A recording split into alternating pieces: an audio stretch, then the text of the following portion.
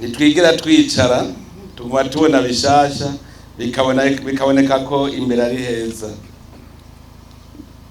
Ngaha muri komine Gitanga igihe naheruka twariko twugurura irya ngoro ngira ngo simbeshe yo mugambwe CNDD-FDD. Ico gihe ndibuka ikintu kimwe twavuze yuko habaye ishure ryo kwiga iterambere atari biro, yuko ari ahantu muzohora muja kwigira iterambere ry'igihugu kugira ngo dutere iyindi ntambwe. Twaguma tuza turavuga ivyokorwa. None ndahimbawe cyane, ndahimbawe gusanga ngaha muri komine ya Gitanga mwarateye iyindi ntambwe. Ni murabe yise komine mwaramukoreramo, mubona gute cyera bahari ni gutya. Ibi rero nkajya wari guhengera mu mwaka wa 2005 akakubwira ngo ngaha hazoba ibiro by'ikomine by'igorofa, wari gutuva ngo ya ntibikunda kubera igorofa twazumva mu bisagara. None heraba igorofa zibasanze ngaha. Ni bimwe twaratuvuga tuti kujya mwumva mu gisagara ca Bujumbura kirubatse ngo kirimo amagorofa, no ngaha ntawo yubaka ngo yanke kuyubaka. None ntimubibonye. Iki ni ikimenyetso cerekana intambwe ya mbere yayambona kazoza tuvuga. Hari n'abakekeranya ngo ntizoyishikiye. Namwe nimutangure mwiyumvira ingene mwari mumeze mu myaka 10 iheze, niko mumeze no munsi. Ibi byose byerekana ko turi mu rugendo rwiza cyane. Nuvuga yuko turiko turakamisha ya mahoro n'umutekano, turiko turakamisha ya ntwari ibereye, intwari ya demokrasi idutuma itwerekeza ku nzira ishobora kuduteza imbere.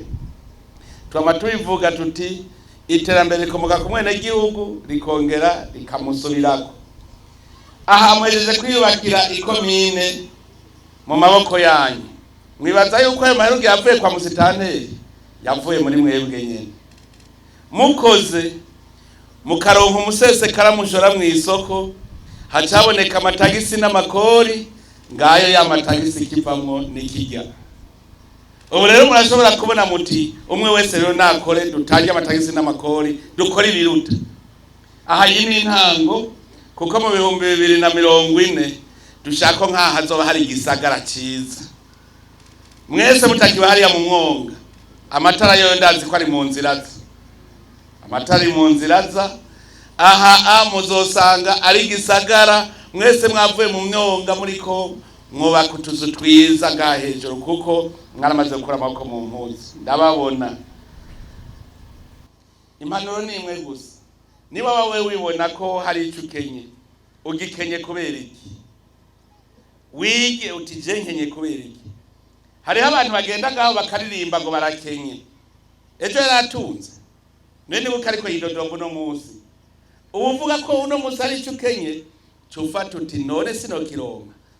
Ugende itunga rya mbere ni Imana ariduhaye ni iyisi. Ni iyisi nico gituma twese turiko duhimirizanya kuyihingura iduhe ibidutunga kandi bidutungire n'abana. Twese turahingura. Ndakenguruka cyane ko ubu incabwenge zamaze kuja mu burimyi n'ubworozi. Kare bari babihebeye ngo abantu batize bagaca bitabanyarutari ngo n'abakene, kandi aribo ba mbere bagwiza umwimbu, nibo bagwiza tunga mugabo bagaca bitwa abakene. Ubu rero twarakenyuye, twarabonye iyo byava. Ubu murimyi arimye ategeza kubona ko ari cyo yakuyemo. Ntimwabonye abarimye ibigori ingene byagenze? Rumva urarima ukabona icyo wakuyemo, ugashora ukabona icyo ukuyemo. Mugabo kare wararima ukabura naho ushorera, ushoye naho bakaguha ifaranga n'imeya. None wari kugura ibirato gute bagwaha ifaranga n'imeya? Mugabo ubu twatangwe rero kumva icyo cyo gwiza itunga. Ndakengurutse cyane ingere nsanze ngaha mukerebutse muri iyi komine. Dutere iyindi ntambwe rero tuguma tuza turakamisha uwo mwimbu nyene. Ntihagire umuntu numwe yicara.